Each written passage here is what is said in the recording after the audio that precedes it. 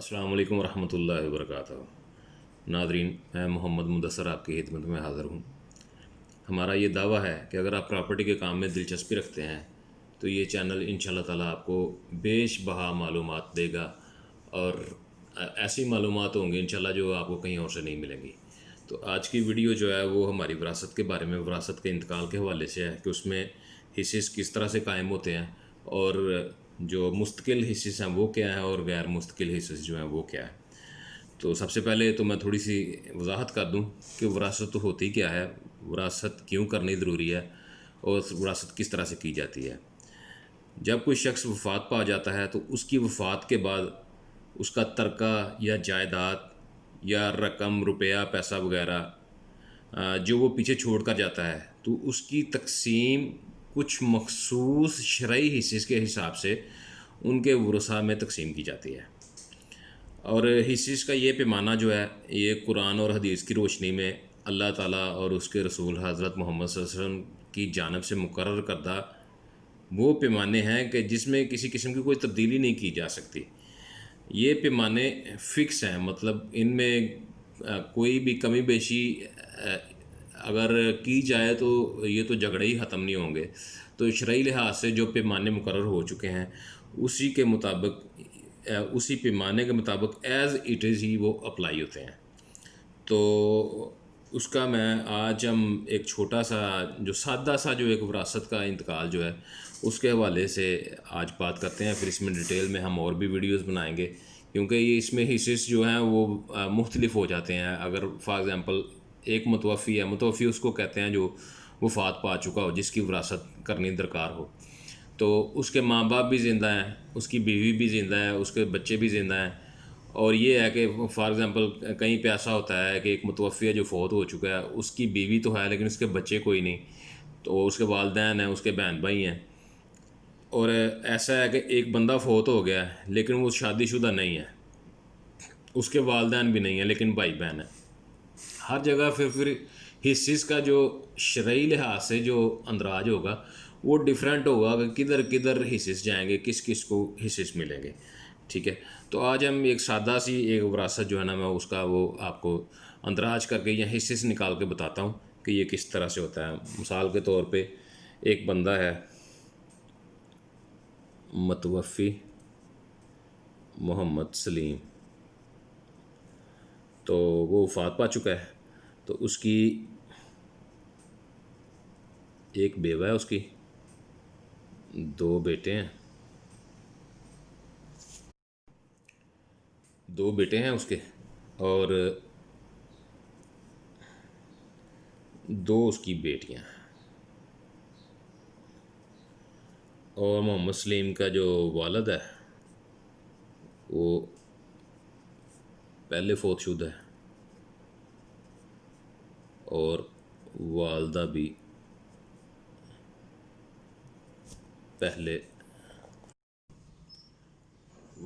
पहले फोतशुदा है।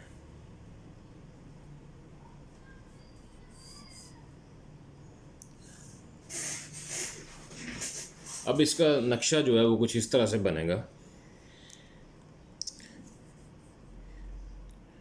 मोहम्मद सलीम, ये मतवफ़ी हाल है, इसका वालिद मोहम्मद अकबर, वालदा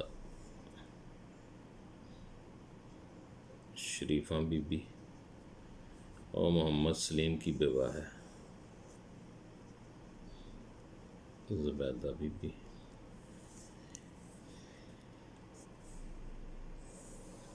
और इनके बेटे हैं नुमान,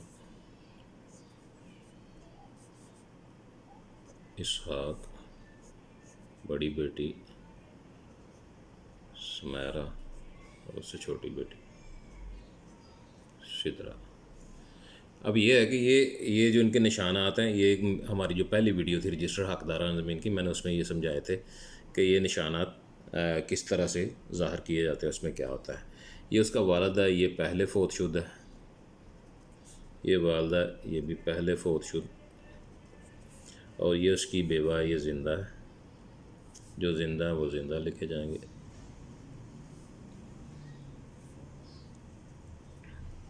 अच्छा, अब इसमें ये भी फौतशुदा है, इनको भी हिस्सा नहीं मिलेगा, ये भी फौतशुदा है, इनको हिस्सा नहीं मिलेगा।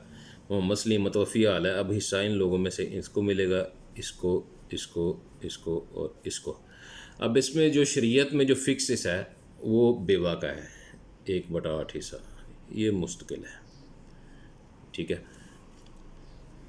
अब बेटे के 2 हिस्से होते हैं, एक बेटे के और एक बेटी का एक हिस्सा होता है, यानी कि बेटे के हिस्से से आधा हिस्सा बेटी का होता है, बेटी का जितना हिस्सा होता है उससे डबल हिस्सा बेटे का होता है, यानी कि बहन का हिस्सा 1 होता है और भाई का 2 होते हैं।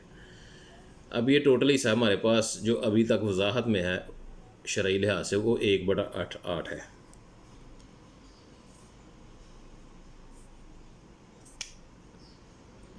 एक बटा 8 हिस्सा बेवा का है।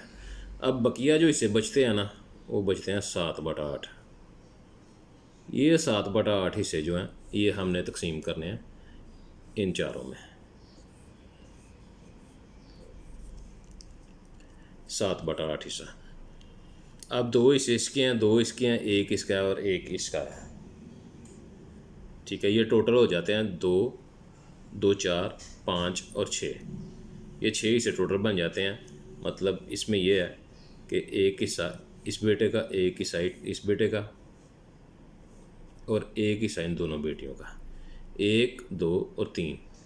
ठीक है, तो अब इसकी डिवीज़न इस तरह से होगी, ये 7 हिस्से बाकी बचते हैं, 1/8, 8 में से एक हिस्सा बेवा का है इसका, और ये 7 हिस्से जो हैं ये इनकी औलाद में तकसीम होंगे, ये जो है। अब ये 7 हिस्से हमने इनमें तकसीम करने हैं, तो बाकी बचता है हिस्सा, जो बाकी बचता है वो है 7/8। 1, 2, 3 में हमें तकसीम करना है, तो हम इसको ऊपर वाला हिस्सा वही कायम रखेंगे और नीचे इसको 3 से ज़रब दे देंगे, तो इस एक बेटे का हिस्सा आ जाएगा 7/24। 1, 2, 3, 7/24 इसका, 7/24 इसका और 7/24 इन दोनों का।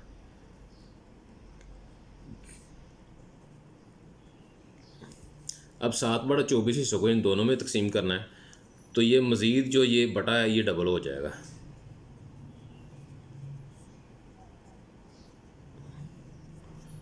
सात बटा चौबीस इसका, 7/24 इसका, 7/48 इसका और 7/48 इसका।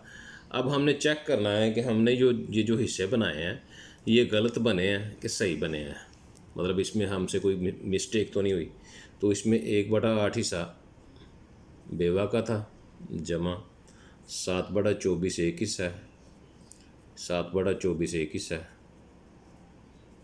7/48 एक हिस्सा है, 7/48 एक हिस्सा है, 1, 2, 3, 4, 5। तो इसमें हिस्से कितने, एक हिस्से के जो उम्मीदवार हैं वो कितने, 1, 2, 3, 4, 5, ये हमारे पूरे हो गए। अब इसका जुआ अफकल जो है वो 48 आएगा, क्योंकि 48 सब पे तकसीम हो जाता है। तो 8 को 6 से ज़रब देंगे तो 48 आ जाएगा, और 6 1 से ज़रब देंगे तो 6 ही आएगा। 24 को 48 में करेंगे तो ये 2 से होगा, और 7 को 2 से करेंगे ये 14 आएगा, ये 7 का भी 14, ये 48 के 48 ज़ीरो आ जाएगा, और ऊपर से 7 का 7 आ जाएगा नीचे, और इसका भी 7 आ जाएगा नीचे। तो अब ये हिस्से जब हम जमा करेंगे, 7 7 14, 14 14 28, 28 और 14 42, 42 और 6 48, 48/48। तो ये हमारे हिस्से दुरुस्त हैं। अब इसमें यह है कि इसकी आप समझ लें फॉर एग्ज़ाम्पल कि 10 मरला जगह थी मोहम्मद सलीम की जिसकी तकसीम हो रही है, जिसकी विरासत हो रही है, तो 10 मरले हमने इन हिस्से के हिसाब से तकसीम करने हैं। 10 मरला रकबा हमने तकसीम करना है इन हिस्से के हिसाब से। तो 10 मरला में जो सरसाइयाँ होती हैं वो एक मरले में 9 सरसाइयाँ होती हैं, 9 सरसाइयाँ एक मरले में होती हैं। इसकी मैं थोड़ी सी आपको डिटेल बता देता हूँ। एक मरले में 9 सरसाइयाँ होती हैं, और एक कनाल में 20 मरले होते हैं, और 1 एकड़ में 8 कनाल होते हैं, और 1 एकड़ में जो मरले होते हैं वो 160 होते हैं। तो इसकी हम मज़ीद तकसीम कर इसका डिवाइड कर लेते हैं इसको सरसाही में। तो 9 सरसाइयाँ हो एक मरला में, तो ये टोटल 90 सरसाइयाँ बनता है।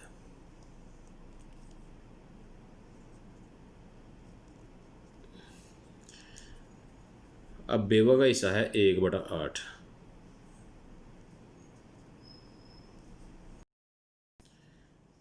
बेवा जो है ज़ुबैदा बीबी, इसका हिस्सा है 1/8। तो अब हमने इसको 90 जो सरसाइयाँ हैं उनमें से 1/8 हिस्सा निकालना, तो ये आएगा 90 को 8 पे तकसीम करेंगे तो ये 11.25, 11.25 सरसाई इसको मिलेगा। अब एक बेटा है, उसका हिस्सा है 7/24। अब 24 को 90 को 24 पे तकसीम करेंगे और इसको 7 से ज़रब कर देंगे, ये आ जाएगा 26, 26.25 सरसाई। अब दूसरे बेटे का भी हिस्सा इतना ही है, उसका भी 26.25, और एक बेटी का हिस्सा है 7/48, 90, ये भी उसी हिसाब से करेंगे। तो ये एक बेटी का आएगा 13 सरसाई और उसके ऊपर ये दूसरी बेटी का भी यही आएगा।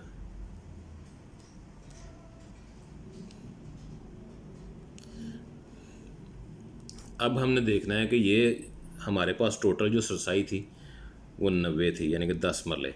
तो ये जो रकबा इनको मिल रहा है ये 10 मरले पूरा बनता है कि नहीं बनता। तो ये कैलकुलेटर से हम जमा करते हैं 11.25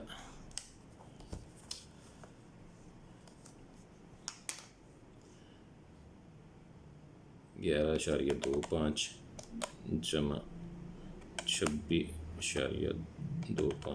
जमा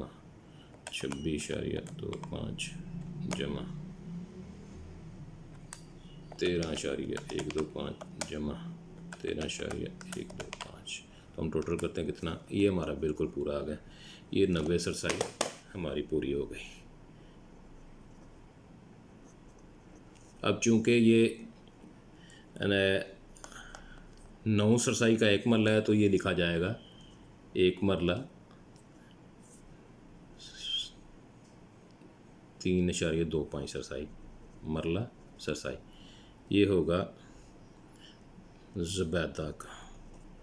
और ये 26.2 है, ये हो जाएगा 2 मरले 8.25 सरसाई, एक बेटे का दूसरे का भी, और बेटी का है एक मरला 4.125 और एक मरला 4.125, ये 10 मरले पूरा हो जाएगा। तो इस तरह से हिस्से निकाले जाते हैं और इस तरह से रकबे की तकसीम होती है। तो ये बिल्कुल जो इजी विरासत थी वो मैंने आपको, जो बिल्कुल इजी विरासत के जो हिस्से थे किस तरह से कायम होते हैं और किस तरह से रकबे की डिवीज़न होती है, वो मैंने आपको दिखाया है। तो ये इसके बाद इंशाल्लाह जो वीडियो बनेगी उसमें जो डिटेल में जो मुश्किल विरासत होती है, जिनमें हिस्सेदार ज़्यादा होते हैं और रकबा भी उस तरह से होता है, 2 3 4 खातों में होता है, रकबा भी कनालों में या एकड़ों में होता है, उसकी तकसीम थोड़ी सी मुश्किल, उसकी विरासत के हिस्से निकालने थोड़े से मुश्किल होते हैं। वो भी इंशाल्लाह मैं आपको वीडियो बना के ज़रूर दिखाऊंगा, ये आपको समझ आ गई होगी। तो आपसे रिक्वेस्ट है कि हमारे चैनल को ज़रूर सब्सक्राइब करें और बेल आइकन को दबाएं, जो भी नई वीडियो आएगी वो आप बर वक्त आपको मिले। और साथ में लाइक और डिसलाइक ज़रूर करें, कमेंट्स में जाके अपने डिसलाइक की वजह ज़रूर दें और कमेंट में जाके अपने लाइक की वजह ज़रूर बताएं। अल्लाह ताला आपका हामी व नासर हो। वमा अलैना इल्लल बलागुल मुबीन। अस्सलामु अलैकुम व रहमतुल्लाहि व बरकातुहू।